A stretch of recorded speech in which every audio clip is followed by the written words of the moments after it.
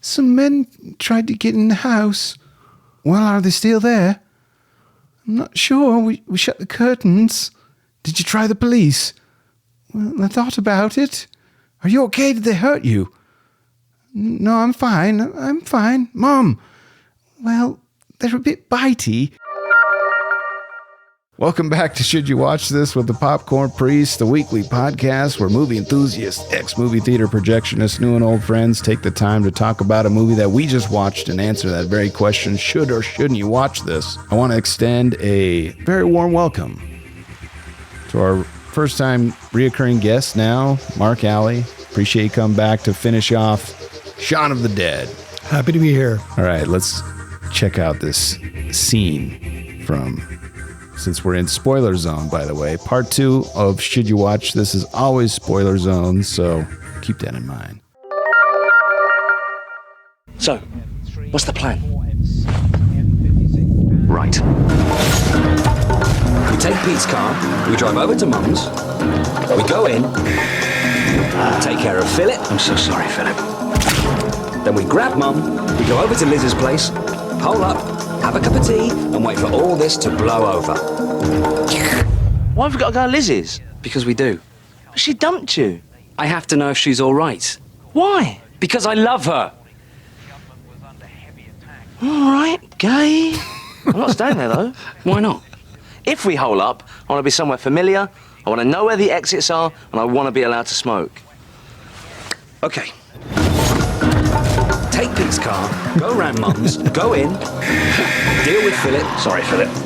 Grab Mum, go to Liz's, pick her up, bring her back here, have a cup of tea, and wait for all this to blow over. Perfect. No, wait, we can't bring her back here. Why not? Well, it's not exactly safe, is it? Yeah. Look at the state of it. They're looking at the dead guy in the Where's floor. safe? Their Where's messy familiar? house. Where can I smoke?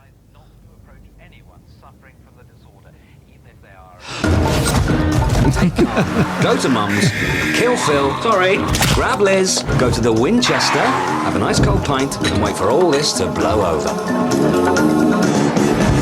How's that for a slice of fried gold? Oh, there's the Oh, there's the reference. there's the line. There's okay, the line. I was about, Slice of fried gold. Not really sure what that means. Again, that's got to be a Simon Peggism. yeah, or a Britishism. It could be, but I don't know if I've heard that. I don't know. Maybe you look it up while we get into Look it up. popcorn trivia. Let me tell you something, pendejo. All right, I got some, I think, really fun trivia points for Shaun of the Dead, and I like this movie, so this was fun for me. George A. Romero, creator of the movies to which this movie pays homage and lampoons, was so impressed with Simon Pegg and Edgar Wright's work that he asked them to come cameo in Land of the Dead in 2005 as zombies. Oh, really? So Great. I didn't see them in there, but I'm sure they're there because that's what it says on the internet. When asked by an interviewer why they chose to have slow-moving zombies instead of running zombies, Simon Pegg simply replied, "Because death is not an energy drink." I like that. And I kind of like that they're slow-moving. Yeah. I know it's like, it's almost more realistic as what, I know it's silly, the idea of zombies being realistic, but it's like almost more believable as what a virus would do, that it's somehow the body's still animated. Mm-hmm. This idea that zombies can just run at you full speed. I mean, yeah, it's a cheap way to ratchet up the thrills. Yeah, and having them be super strong, even if they're like 70-year-old ladies who are walking around as zombies, like they're not going to be able to overpower you. I mean, they don't get extra muscles. Yeah, what's that name of that zombie film? It's like 28 Days or whatever. 28 Days later. 28 Days later. They're running at full. I mean, rip. that is a terrifying film. Oh my gosh, it's really good. Going down into the subway. Yeah, it's nuts. But, it's a good movie. But come on. Also, what's that Will Smith movie where they're really chompy and they run? Yes. I Am Legend. I Am Legend. Yeah. So that's the same. Also, the one with Brad Pitt, World War Z, which is a very good zombie movie. Also, like, okay, I'm really sad that they haven't made the sequel to that, but maybe it didn't do well. No, it made so much money. Oh, it did? Tons of money. Like hundreds of millions. Probably Pitt just doesn't want to do it. I don't know. Pony up. It's time, Pitt. You're not a super A-lister anymore. Just get it done. Thank you. Yeah. I know you're listening. Come on. All right, here's another one. Simon Pegg and Edgar Wright considered a sequel. Actually, this is the first time I've heard of it. That would replace zombies with another monster, but decided against it as they were pleased with this movie as a standalone product and thought too many characters died to continue the story. The proposed title was called From Dusk Till Shaun.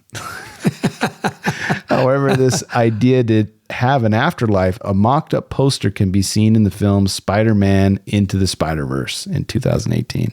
Oh, that's cool. I need to cool reference. Check that out. But From Dusk Till Shaun sounds so great. Boy, I don't know how they come up with these titles. But it's a referencing the Quentin Tarantino movie. Oh, okay. From Dusk Till Dawn. But it's catchy. Yeah. And I bet they were going to do like vampires or something. Yeah. That's what references that movie. But that'd be killer. Really cool. Fun to think about. Shaun and Ed's friendship is based on Simon Pegg's and Nick Frost's when they shared a flat together, an apartment. That's cool. And based on what I've seen of Nick Frost, I don't think I'd want to live with him. No. If that's any indication. Hopefully he's cleaner than he is in Shaun of the Dead. Yeah. Well, and he wasn't an actor. He was just his buddy. And he got him into that TV show Spaced. Now he's just an actor. Well, I'm a big fan of Top Gear BBC. I've watched every single episode probably 7 or 8 times, but I love that show. They appeared together back when this movie was released. Actually, around the time Hot Fuzz was released, I believe. They appeared together on Top Gear. Really? I haven't seen that episode. Yeah. I'll send it to you, but they both go around the track. Oh, nice. And yeah. And Simon's great on the show. And even Nick Frost is funny. So they're a good pair. You can tell they have a long-term friendship. Oh, yeah. It's really cool. Shaun of the Dead is the first film in Wright's 3 Flavors Cornetto, which I brought up earlier. Okay. And it's a trilogy, okay? Hence 3 flavors, right? The movies are tied together by the appearance of a different flavor of Cornetto ice cream cone in each given movie. Shaun of the Dead features the strawberry Cornetto flavor representing the blood prevalent in the film. So can you name the other 2 movies that are in the Cornetto trilogy? So Hot Fuzz. Yes. Hot Fuzz is probably it's the blue. The blue. Okay. Yep. For the police uniforms. Yep. And then the other one's probably just that alien film is Shaun. The World's End. Oh, World's End. Yeah. 2013. And it's the green, the mint flavor because they're aliens. Oh, awesome. Oh, okay. That makes sense. Yeah. So Shaun of the Dead features, like I said, a strawberry flavored Cornetto, which signifies the film's bloody and gory elements. Hot Fuzz includes the blue, which we just mentioned, which is a police element. And then World's End features the green mint chocolate chip, which though shown only by a rapper caught in the wind, but still is there. And it's funny. I remember I didn't realize that this was a trilogy because that's the only connective tissue is that ice cream reference. I didn't realize they were a trilogy. Yeah. There's no other than the actors, right? Right. But I remember in Salt Lake, they were doing a marathon and I watched all 3 of these back to back and it was the funnest time of all time. Oh, that sounds awesome. Yeah, it was really cool. So if you have a chance to do that in a theater, you should do it. Was that at like the Salt Lake Film Society or? No, it was just it was one night only. Oh. I've done that probably way too many times in my life where I've gone and watched like all the movies back to back. Yeah, it's great. It doesn't smell great in the theater. I can tell you that. That's one thing that's a byproduct of dudes just sitting in a theater for 7 hours. Me and my friend just went and watched Stop Making Sense in theaters. Oh, yeah? I'm old enough to have actually danced as a teenager to the Talking Heads. It's the Talking Heads rockumentary. Oh, okay. Stop Making Sense. And this is going to date me a little bit, but we would actually go to the theater the Blue Mouse downtown and dance to this movie. Oh, wow. And so, we just went back and watched it in the theater. But it was great. It was great to watch it remastered in the theater again and brought back some great memories. So. Yeah, I love when they just bring back movies for like 1 or 2 times, one night only. like anniversaries or whatever. I remember I watched all the Rambo movies too, and that was very awesome. I was like, there was like 6 people in the theater. I was like, okay, you guys, you're my people. I know you. Or one guy might have been like a old military guy who might break my neck, but well, and amazing as your theater is, which by the way, it is incredible. Your home theater, it's good. It's still amazing to see it in the theater on the big screen, whether it's an IMAX or something, a nice digital theater. Correct. And you can relax. Yeah. Plus, hopefully you're going with friends, and you're having a good time. You get to experience it with like lots of people. So. Yeah, go back to the theaters. I guess people are going back to theaters now. So yeah, I mean, I definitely have watched less movies than I did pre-COVID, but yeah, I'm looking forward to. I just love movies, so I go to the movies all the time now. All right, let's get into beefs. Yeah, I mean, this is your first time on the show, but you know what beefs are, right? Oh yeah. All right, here we go. Where's the beef? Hey, where's the beef? All right, I only have 2 beefs. All right, I'll go through mine, and then you will have a chance. I would say a small beef, like a lean beef, would be the heavy ending. It's like the tone shifts slightly. There's still jokes in there, but it gets pretty heavy at the end. I know, and I don't know what it is, but any serious book or film, like I was an English major in college, you have to kill, the main character, or it shouldn't end on a happy note. And this movie is so lighthearted and fun. It's kind of true. Like you kind of want it a little sweeter of an ending. Yeah. And they do. They bring it back, and it's funny. At the Nick's end. There in the shed. Yeah, that's which is great. He's like, funny.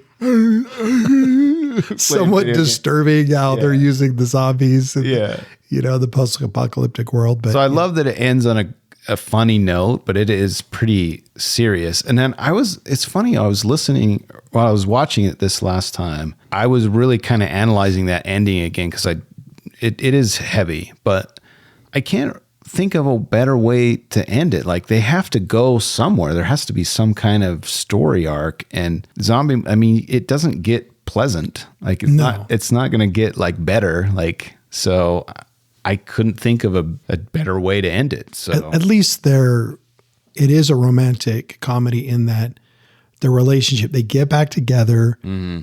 They're living back in the flat. It's all cleaned up. It seems like he's proved himself. The hero has proved himself to the heroine, right? But she also is like, hey, I don't mind if we go to the pub later. You're right. So they both kind of met each other in the middle, and it's good times. Yeah, I mean, I'm sorry, like Simon Pegg is just so charismatic in a way that some other British actors I don't think are. Mm-hmm.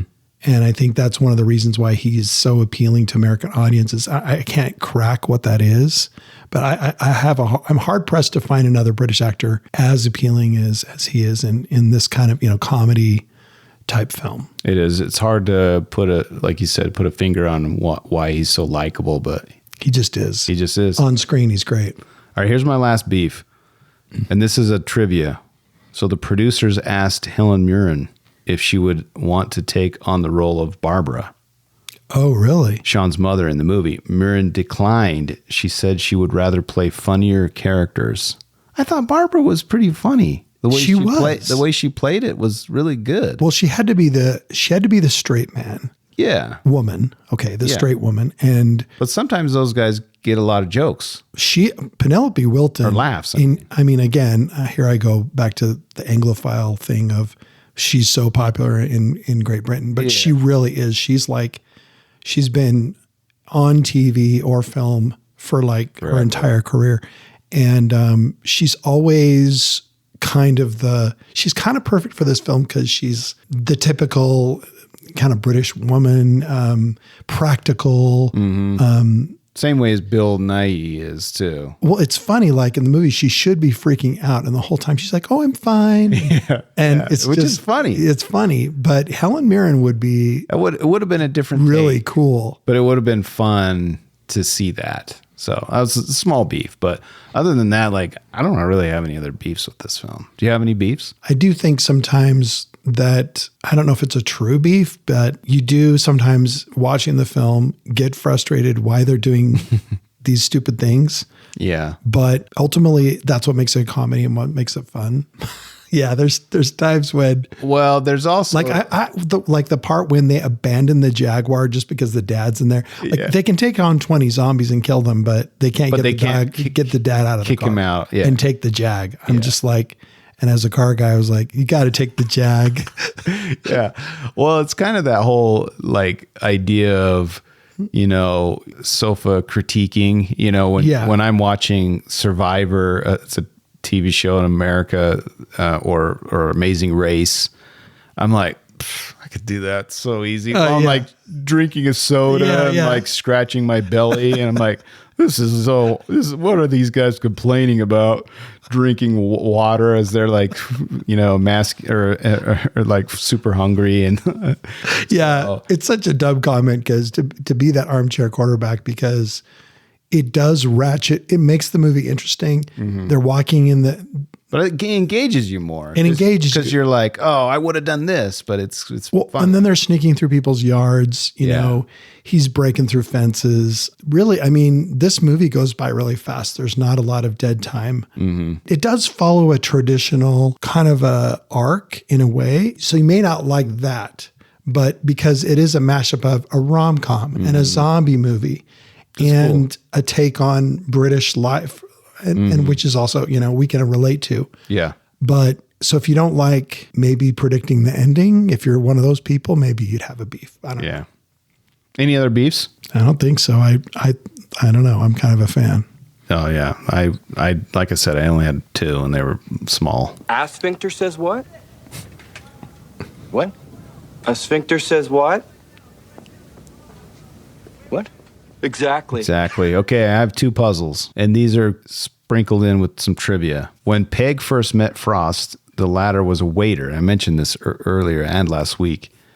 They hit it off. Frost was a waiter? Yeah, Frost was the waiter. Can you imagine him serving you food? No. It's just so funny. And obviously they were flatmates, and they became friends.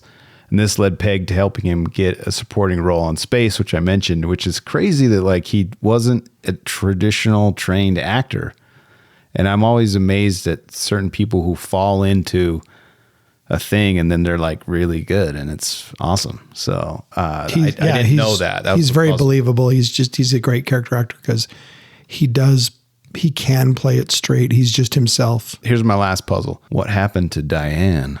I don't know. I didn't know either. I have no idea. Because we follow all these characters and all of them die except for, I mean, arguably Frost is alive, but he's a zombie. But Simon Pegg and the lady, I forgot her name, but Diane is the other girlfriend. Okay. And she runs out with she's holding an arm or a leg. That's right. She's like beating, and she just is gone and we don't ever find out. Well, I did some digging, and as it turns out, Diane miraculously survived the ordeal. Though it doesn't appear in the film itself, there is a feature on the DVD explaining that she fought her way through the zombies using David's severed leg, climbed a tree, and hid up there for several days, surviving by eating David's leg. What? That would have been a crazy scene. Her just like eating the leg of her boyfriend. I gotta say, I think I'm okay with them leaving that part. Yeah. But I always wondered, like, we see what happens to everyone but her. Well, there you go. That's a puzzle resolved. Again, another super famous British actress, Lucy Davis, played Diane. Yeah, she's another darling of. Yeah, she was awesome. British, comedy, drama. She's done it all. All right. Any puzzles for you? Anything that you were like, oh, I didn't know that, or I didn't realize that, or something that you realized watching it again? One thing that kind of caught my eye when they were in the pub, when they were switching back and forth between the different TV channels, and every TV channel's off. Mm-hmm. It kind of dated the film a little bit to me, but I just remember those days when the only way that you got really news and information really was the news at the end of the night. Yeah. I mean, the internet was, nascent and available then, but not like it is now. Like, no, people use phones as a phone. Yeah. The iPhone just came out after this movie, really. Yeah. Yeah. Well, and TV stations, like they would sign off. At, like at 10 o'clock. That like, was, hey, go to bed, ding dongs. And at first I'm like, why are all the stations off? Yeah. I'm being stupid, but that would still freak you out. During the middle of the day, and you see all that, you're like, oh man, this is not good. It kind of took me back to 2004 because I was like, okay, that would be very terrifying when you know there's literally no broadcasting happening. Yeah, that would be not fun. Let's get into our final category, popcorn redemptions. Redemption. Or there could be an S as well. I have exorcised the demons.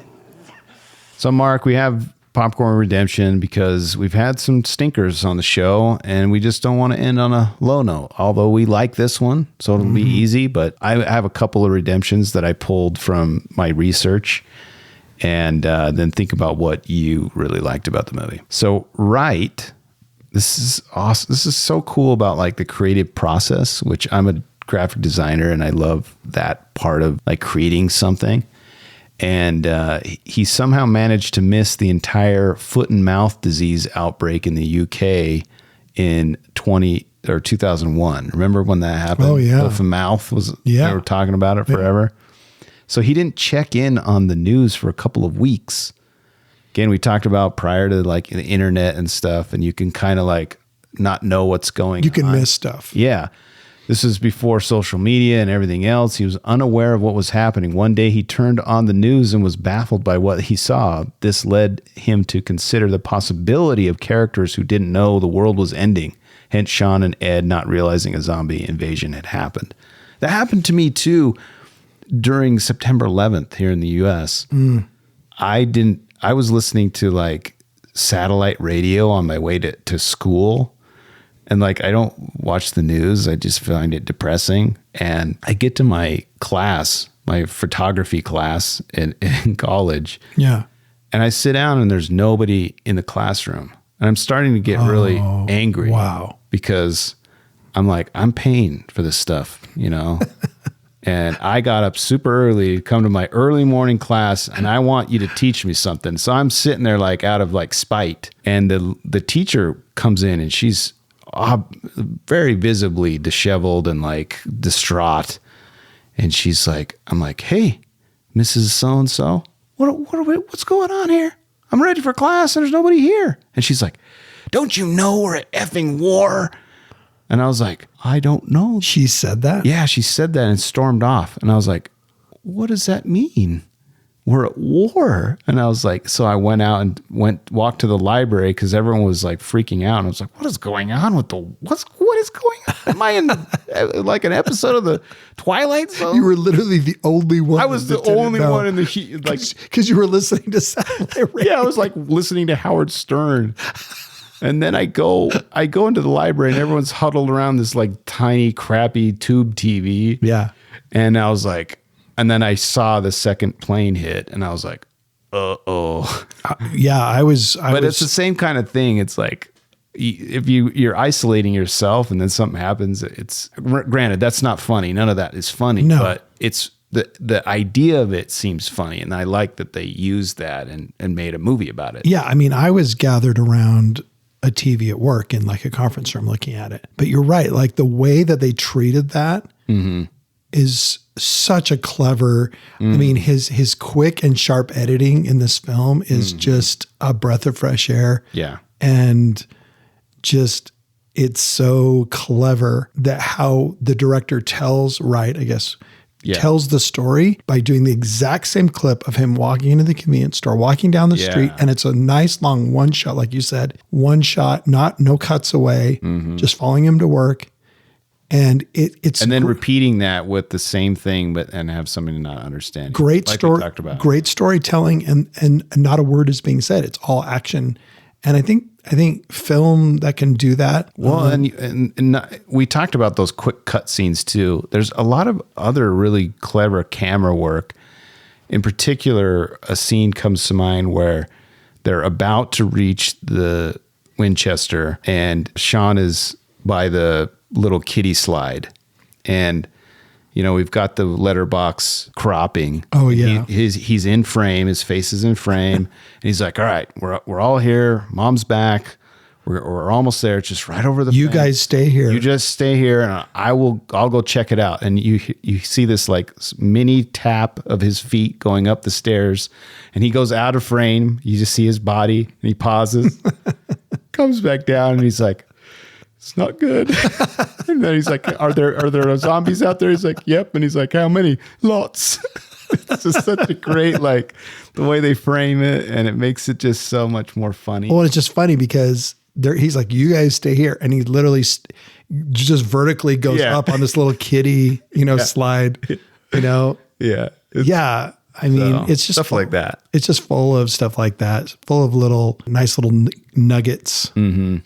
Here's my last redemption. And then if there's anyone that you have, and we'll wrap this up with our review, with our rating. So I love this. In another big moment from the movie, Shaun, Liz, and Ed are beating a zombie to the tune of "Don't Stop Me Now" from Queen. Yep. Great. Freddie Mercury. And it's so cool that it's like, it reminds me of like Wayne's World with Bohemian Rhapsody. Yeah. And this song caught a huge increase in popularity because of the Shaun of the Dead release, and it like spiked the charts again. Really? Because of this movie. And it's funny, when I hear that, I instantly think of them beating that old guy with the pool cues in the head to the beat of "Don't Stop Me Now." They're like, it's so great. Yeah. I mean, if you don't think that's funny, come on, there's something. I mean, the first time I saw that, I was just like, and the mom, and it just goes on too. It's like, it's not a short sequence. No, it's long, which is great. Usually jokes, when you go beyond when it's not funny anymore, and then you keep going, and then it becomes funny again. That's what they did, and it's very good. And the mom's bobbing her head while they're beating that guy. It's just great. Any other things that you liked about the movie you want to bring up before we give our final rating? Well, I wanted to pull out this reference that we talked about before, fried gold. So kind of calling back to the first part one last week. Yeah. Yeah. So this is from bict.fandom.com wiki. It says, "How's that for a slice of fried gold, Shaun to Ed? Fried gold, or more accurately, a slice of fried gold, is an accolade of the highest degree. Anything labeled with this superlative is something bloody spectacular, being even more than textbook." So it's got to be a phrase. Yeah, it must be. But I still want to know why. I get it. We ascertained that like made sense. Yeah, I mean, if it's making such a specific reference back to the movie. Oh, here we go. Here's a Urban Dictionary. Oh, okay.